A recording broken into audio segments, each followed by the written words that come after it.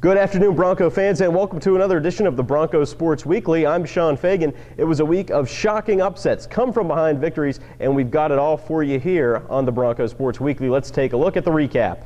The men's soccer team pulled a shocking upset in the semifinals of the MAC tournament on Friday, knocking off #1 seed and defending champion Akron on the Zip Zone turf. The teams played to a 1-1 tie in regulation, with Doug Rake scoring with less than 7 minutes remaining to tie the score. The teams went scoreless in 2 overtime periods to reach penalty kicks. Derek Schraben notched the go-ahead tally after Akron missed the net on their 3rd attempt, and Jason Grant notched the insurance goal that was the eventual game winner. The Broncos would go on to face Northern Illinois in the MAC championship game, falling 1-0 to the Huskies. But congratulations on a great season, gentlemen. There's always something a little extra satisfying about knocking off the top team in the conference. The Bronco women's basketball team opened its season on Sunday with the chance to knock off a Big 12 opponent, and they very nearly did just that in losing 76-64 to the Kansas Jayhawks at Allen Fieldhouse. The Broncos outscored the Jayhawks 21-11 at one point in the second half to pull within 3 points with 2 minutes remaining, but were ultimately unable to pull off the comeback upset. Miami Guyton posted her first double-double of the season with 10 points and 13 rebounds, and A.J. Johnson posted a team-high 13 points. The men's basketball team opened its season in exotic South Dakota this weekend, falling to the South Dakota State Jackrabbits 82-76 in Brookings. Sophomore Matt Stainbrook had a career-high 32 points in the loss, shooting a blistering 14 of 16 from the field. Mike Douglas also had a strong day, 14 points, 5 rebounds, and 4 assists. The Broncos will go to the Puerto Rico tip-off this week in a slightly warmer climate down there. The football team lost in a shootout last week, falling 66-63 in Toledo at the Glass Bowl. No, that was not the score of the basketball game. 66-63, a MAC record 129 combined points between the two teams. Quarterback Alex Carter threw for a program record 548 yards and 7 touchdowns and no interceptions. And Jordan White set a new single-season record with 111 catches in 2011. White also holds the program record for receiving yards in a career now, so big offensive numbers in Northwest Ohio. And also in action this last week, the volleyball team dropped a pair of conference matches, losing to Northern Illinois and Miami, and the hockey team fell in a pair of home games to Michigan State over at Lawson Arena. And now let's take a look at some of the highlights from this past weekend. So I went to the track meet and a football game broke out. The Broncos taking on the Toledo Rockets at the Glass Bowl. In the first quarter, Alex Carter hits Clark Mussman in the back of the end zone to give the Broncos a 7-0 lead. Later in the game, Toledo leads 21-14. Doug Wiggins with the interception, gonna weave his way to the end zone for the touchdown. The Broncos tied the score at 21-21. Still tied now, Carter looking deep, finds Pat Schaefer streaking to the end zone, gives the Broncos the 28-21 lead on the long touchdown grab. Score tied at 28-28 now. Carter goes to the back of the end zone. Robert Arnheim does the tap dance at the back line to give the Broncos a 35-28 lead. What highlight would be complete without Carter to White? Jordan White with the 60-yard touchdown grab, one of his 3 for the day. The Broncos would ultimately lose 66-63, but Carter with 7 touchdown passes. Bronco volleyball hosting Northern Illinois in a match that would determine the regular season champion of the MAC. It was the Allie G show for the Broncos as Allie Gosen tried to slow down the hot-hitting Huskies attack. She finished with a team-high 14 kills. The Broncos, however, after winning the first set by a score of 25-17, would be unable to keep up the pace. Every set was close. They only lost by 2 points apiece in the final 3 sets, but they did fall to the Huskies by a score of 3-1. The Broncos will take on Central Michigan this Friday in the MAC tournament.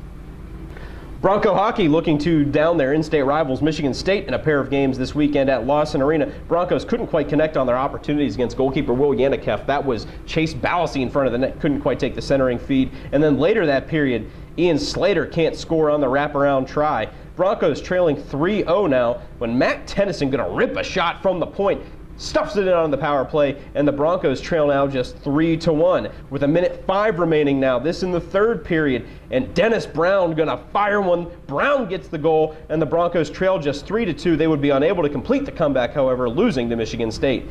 Broncos looking to even the score then against the Spartans on Saturday night. In the 2nd period, Greg Squires is denied at the front of the net on the wraparound try.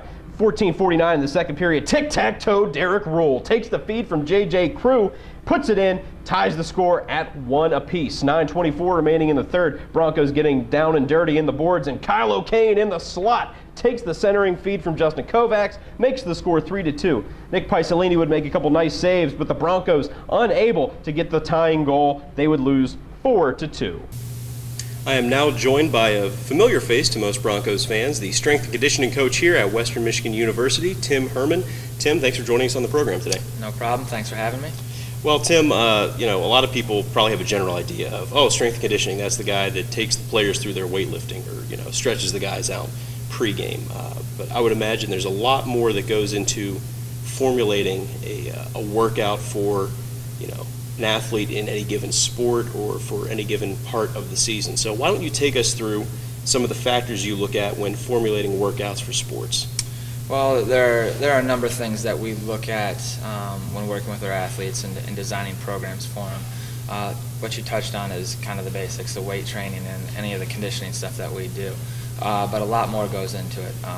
We want to make sure that all of our athletes, no matter what the sport, are specifically trained for their sport. We're going to train basketball players to be better basketball players, or softball athletes to be better softball athletes. And there are a lot of different things in each sport that go into what's going to help them become better. There are different exercises, different techniques that we use, different things that are unique to each sport that are going to help our athletes play and perform at their optimal level. It's our job to find out what those things are and to train the athletes appropriately so they're successful on the field. Now, when you look at a preseason workout, and you're trying to devise a preseason workout for, let's say, a basketball player, are you looking at the beginning of the preseason in basics, something a little more general, or is there a specific plan that each person's on? There is a specific plan, but it all is dependent on the athlete and their level of ability in the weight room and how much time they spent with me. Freshmen are going to get obviously a more basic program, and we're going to look to build those athletes to become better, stronger, more physical, faster, more explosive. Some of our seasoned athletes, our juniors and our seniors, are going to go through a much more advanced program where they're looking to fine-tune their skills in the weight room so it translates onto the court. But every athlete's unique. Their skill level, their level of experience is different. All those factors come into play when designing those programs, and depending on that level depends on the level of the workout, how tough, how easy, and what types of exercises we throw them through. Now, when you're looking at an in-season workout, does the emphasis maybe move away from some of that conditioning more to a maintenance routine, or would you say that's a mischaracterization? No, that's very close to what we do. We want to maintain levels of strength. The ultimate goal with in-season programs is to have them game ready. We want to make sure that the days leading up to a game that they're feeling good about themselves, that they're injury-free. We want to make sure that, you know, when they step on the court, they're 100%. So levels of strength that we've reached, conditioning levels that we've reached during the off season, we want to utilize those and make sure they don't drop off no matter what amount of time they're getting on the court in game situations. But they have to be ready to go, and that's ultimately the goal, making sure that they're game ready. Now, you know, I noticed something. You and I had spent this past weekend with the basketball team, and I noticed that on Sunday morning after the team had competed on Saturday, some of the players that didn't get as much playing time, you were working them out. So just talk a little bit about how important it is to constantly be preparing for the next game. Well, it's a matter of preparation, but it's also you know, our athletes are always an incident or an injury away from being that next step up. If you are a sixth man on the basketball team and one of our starters goes down or is into foul trouble early in the game, we need to make sure that you're ready to play starters minutes. Same goes to be said for our players that are lower in position and role on the bench. They need to be able to play that next 15, 20 minutes if they were only getting 5. So we need to make sure that all of our athletes are prepared to play an entire game, an entire match, and complete 100% all the way through, no matter what their role and position is, and that's needed. You know, that extra training is needed for some of our athletes that don't get as much time on the court or field during game situations. Now, we see you a lot, especially at home events. You're on the bench with the coaches. You're spending time with the coaches in the locker room during competitions. Talk about that level of trust that you've established with these coaches, that they view you as so integral to their success, not just, you know, away from game day, but on game day. I think it's twofold. There is a certain level of trust that I've built with my athletes over the number of years that over level of trust with the coaches that I've built over the years that I've been here. My job on game days is to make the head coaches, the assistant coaches' job easier. So anything that I can do to assist them in that role, anything that they would like me to do, I'm going to do to make sure that they can worry about X's and O's, substitution patterns, that kind of thing. When it comes to the athletes, I'm there to make sure that their heads stay in the game. I'm there to motivate, maybe throw something at them that they may see in the game that is going to be useful to them. And then also keeping them ready to go during the game, making sure that they're stretched, prepared for when they enter the match, when they enter the game. But ultimately, my job is to make things go smoothly on game days for coaches and for athletes. You know, it's funny, I was talking with head coach Colleen Munson from the volleyball team, and she was talking about in that win over Ball State how you were integral, just even from the standpoint of acting as a cheerleader in one set and just keeping the girls mentally fortified. And it happens. If that's what needs to be done, that's what I'm going to do. You know, motivation is part of what my job description is. Like I said, if I can say something that's going to get our athletes back in the game, or like I said, give them a helping hand mentally and give them a mental edge when they get back in the court, I'm definitely going to do that. I want to win just as much as they do. And sitting on that bench, my passion, my intensity, that can bleed over to our athletes and sometimes be helpful. Mental strength and conditioning as exactly. Well. I'll leave you with this question. You've had the chance to work with a number of Olympians in your career, including WMU's most recent Olympian, Katie Everling, in the bobsled. Talk a little bit about how gratifying it is to work with somebody that for 4 years at Western Michigan and then see them achieve this peak. You know, it's very gratifying, and ultimately that's what I get out of my job is seeing our athletes be successful at the collegiate level here ultimately. But you know, in Katie's case, she had an unbelievable opportunity, and you know, the work that she put in with me prior to making that team and seeing her be successful, it's an unbelievable feeling. You know, I feel like I can share a little bit of that experience with her because of how I helped her get to there. It's a lot of her hard work, though. Unbelievable athlete that has, you know, an extreme amount of dedication toward reaching a goal. Her goal happens to be becoming an Olympic bobsledder now, and seeing her be successful, and that is, I'm very proud of her, and it brings me great joy, and it's a huge thrill to see any athlete succeed on any level. Absolutely. Well, hey, Tim, you're a busy guy. Get out of here. All right, will do. All right. All right, folks, with that, let's take a look at 5 things to watch for this week. Number 5, football will be in a televised ESPN2 game as the Broncos will take on the Miami Redhawks tomorrow night in an important MAC contest. As we've said, the Broncos have been putting points on the scoreboard over the past couple weeks. They'll be looking to get back over the 500 mark with a win in Oxford. Kickoff is scheduled for 8 p.m. and thank you, NBA, for not playing this year. With that, the Broncos getting a little more television exposure. So really, good job, guys.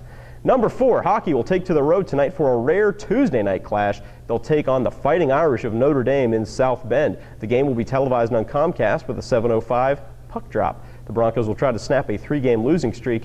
And also, take a look at your schedules. The Broncos will be hosting Notre Dame next Tuesday as well. Number 3, men's basketball will head to sunny San Juan, Puerto Rico this week to play in the prominent 5-hour Energy Puerto Rico tip-off hosted by ESPN. The field includes 7 teams that played in the postseason last year, including the Broncos, who opened the schedule against Temple. Tip-off is this Thursday at 10:30 a.m., so grab a cup of coffee, you know, maybe get that late morning breakfast and check it out on ESPNU. All the games this week will be on ESPN.com, so you'll be able to watch them online as well. Number 2, volleyball looks to secure itself a spot in the NCAA tournament at the 2011 MAC Volleyball Tournament hosted at the Spire Center in Geneva, Ohio. The Broncos are 23-7 this year and will face Central Michigan in the opening round of the tournament. The Broncos defeated the Chippewas twice already this year, both times by 3-1 scores. For those making the trip, hoping to follow along, the match starts at 1:30 p.m. on Friday. And number 1, women's basketball will play a pair of games this week, including their home opener on Sunday when they host Eastern Kentucky at University Arena. Tip-off is scheduled for 2 p.m. Tasha McDowell's Broncos will also play this Thursday at Michigan State in a 7 p.m. tip. The Broncos very nearly pulled the upset against Kansas last week, and they'll look to get their first win in the book this year. And that's going to do it for us this week on Bronco Sports Weekly. I'm Sean Fagan saying join us again next week. Same Bronco time, same Bronco place.